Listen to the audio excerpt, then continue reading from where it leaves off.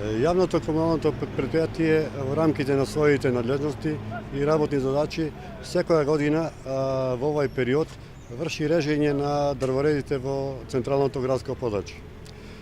Самото режење зависи од типот на дрвото и начинот на режење е различен. Така да кај нас овдека во Прилеп најповеќе имаме липа, костен и бреза. Така да липата и трпи најмногу кроење, што значи може да се крои повеќе пати, да брезата и костенот многу поретко.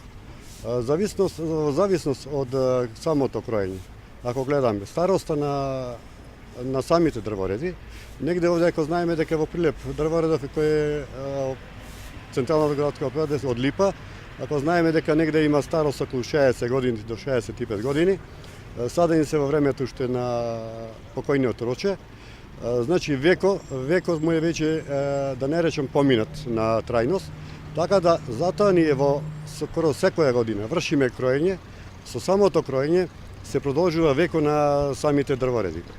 Ако земеме во предвид дека овие дрвореди се садени исклучиво на површини каде што има асфалт, а знаеме дека површината, односно кореновиот систем, е негде во ширина на хабитусот на самите дрва, тоа значи дека колку има ширина самата крошна, толку има коренов систем. Ако знаеме дека и под асфалт, како што рековме, значи не може да црпи доволно влага, има недостиг на влага, така да затоа секоја година вршиме кроење, со тоа кроење едноставно само му го продолжуваме век. Гледајќи го ова, дека периодот на старост е да поминат, во општина Прилеп во наредните години треба да се размислува за засадување нови дрвореди.